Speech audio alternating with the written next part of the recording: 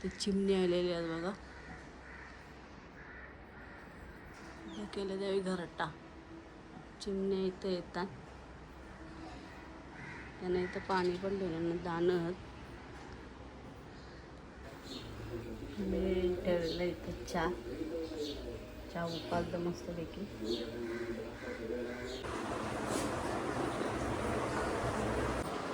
आई माझी सगळी कामं टाकली नंतर आता मी बनवता डब्याला भाजी. आता भाजी बनवून घेता मी डब्याला. कार्तिक इथे आमचा सबसिडी खेळतो. एक तास खेळायला त्याला कोण नाही बिचारायला ना. कार्तिक अय का खरं बा काही बघत आहे बाई. इथं भाजी घालून झालेली आहे इथं. आणि इथं आता घालतं मटण. यावेळेला मटण हे घालून घेतो. नाही इथं आम्ही छोटा क्रिकेटर उतरले. कसा खेळतोय बघा. हे भाऊ बुमराची बॉलिंग दाखव कशी करून. त्याला बुमराची बॉलिंग पण येते. कसं करते दाखव ना. येतं जे येतं तरी बाई. आता नाश्त्याला दत्ता अंडा त्याला तिथे तवा ठेवलेला आपण शालून जल. त्याला डबा लागणार नाही. शाला सुटत 2ला. मग त्याला लागलं भूक म्हणून त्याला आता अंडा तळून देतं नाश्त्याला. मग नंतर मटण घालता बाई. त्याला इथं अंडा ना भाकर केरा ऐ खाऊन घे जा पटापट. 11 वाजता शाळेचा टाइम आहे मला आता.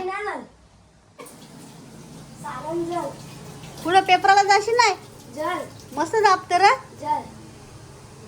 जल्ला. हा तुम्ही कांदा कांदा लसूण मिळून टाकलेला. मटणाचा मी धुवून घेतलेला. टाकलेला बटाटा घालून मसाला विचार टाकून घेता. गाई इथं मटण घालून झालेला. कार्तिक चाललेला शाला. तो आता भरतं बाटली. त्याला डबा नाही लागणार. तो आणि नाश्ता केलेला. आता वर शिपी गाई. मी आता कार्तिकला सोडून आले शाळेच्या. मी आता जेवायला घेता. वाजल्या 12:30 पावणे 1 व्हायला. मग त्याला हाणाला जायला लागेल. तर मी घेतात जेवून. गाई मी आता आल्या कार्तिकला घेऊन. लय ऊन लागत होता. आता कार्तिकला मी आणलेला शालनशा आणि हनुमान मंदिर. A few moments later. गाई आता वाजून 4:45 आणि दुपारी कार्तिकला आणायला गेलो. तो लय ऊन परत होता. जरा आराम केला ना. तर उठले ना. तर ठेवले चहा मी पिताव. इथं ठेवलं चहा मस्त उकालतं बघा. इथं आमच्या कार्तिक शेडाज खालशे जाऊन आला. आता बघते टी व्ही बघतं आमचा बाबू बघा. एवढे कुठलं